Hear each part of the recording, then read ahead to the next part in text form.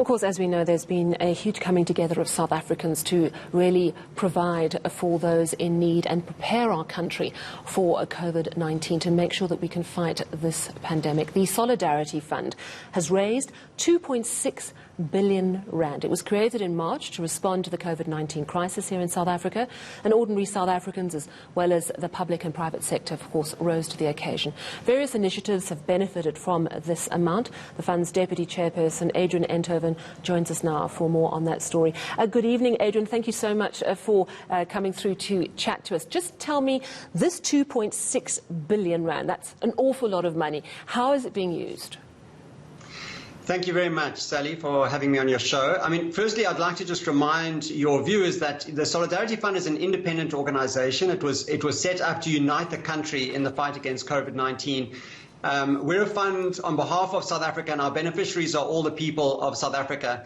You know, we've taken the, you made the point about the 2.6 billion that's been raised. I'd like to just say that we've had over 1,500 companies and foundations that have donated to the fund.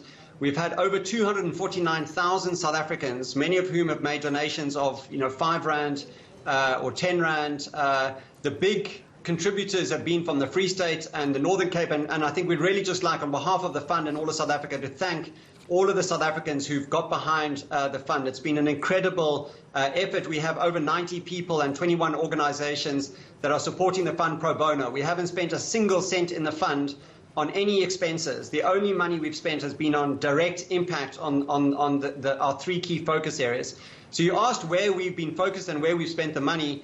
Sally, we've mainly focused our effort and our money on the health response and helping to augment government's health response and prepare the health system for the crisis which is now upon us. The biggest disbursement has been towards protective equipment for frontline healthcare workers and community healthcare workers working outside the state system. We now have 80% of the surgical masks and 100% of the N95 masks that are required to meet the weekly demand for healthcare workers up until the end of June.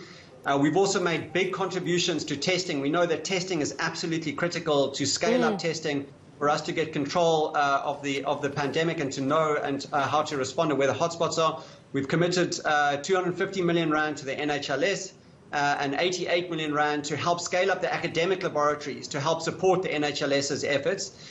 And finally, we've both procured high care ventilators and helped to catalyze the local manufacture of 10,000 ventilators, CPAP ventilators, the non-invasive ventilators. So that has been, a huge part of our focus. The second area of impact that we've been focused on has been in the area of food security and hunger. We launched we committed 120 million rand. We launched a national campaign, all 9 provinces. We tried to target the most vulnerable families in the most vulnerable areas.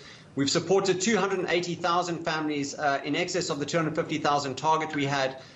We partnered with over 400 community-based organizations to deliver these food parcels over a 2 to 3 week period. And we're now in the process of distributing 50,000 food vouchers and cash vouchers to the most vulnerable families.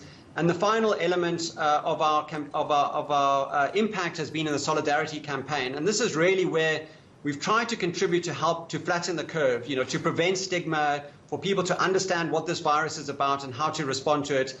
We're doing daily 10-minute radio broadcasts in 15 local radio stations in 12 languages across the entire country.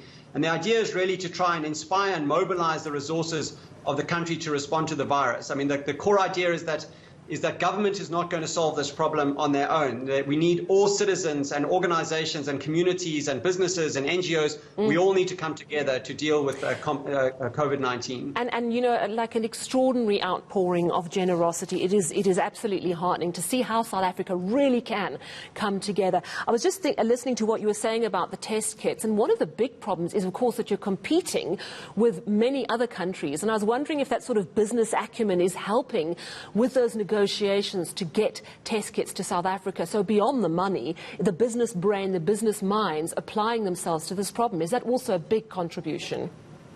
Yeah, I mean, I think what's been incredible, Sally, that's worth noting about the fund is that, we partnered with the capacity in society to execute and get things done quickly. Obviously, our mandate is to have the biggest impact that we can possibly have in this crisis with the resources that we have available. So we've partnered with Business for South Africa and their procurement team that has healthcare, logistics, supply chain, procurement professionals to help procure. And as you say, I mean, procuring protective equipment and medical supplies in this environment, I mean, it's got to be the most difficult procurement environment that you can imagine. And so to have achieved the procurement that we have in the time frame that we've done it has just been phenomenal and is really testimony to the kind of private sector infrastructure and capacity that we've been able to draw on. And then similarly, like in the health response, you know, the community-based organizations, the faith-based organizations, churches, the NGOs that we worked with and partnered, I mean, they have the trusted networks and relationships in society to execute and deliver a program like that. So we've been able to partner with all sectors of society in order to execute and implement on our mandate. Well, all strength to your cause. What an incredible endeavour. Adrian Enthoven, thank you very much. He's Solidarity Fund's Deputy Chairperson, telling us 2.6 billion rand has been raised, focusing on a response to health, of course, and food security, among other things. 1,500 South African companies and foundations, along with individuals, have made extraordinary contributions to this very worthy cause.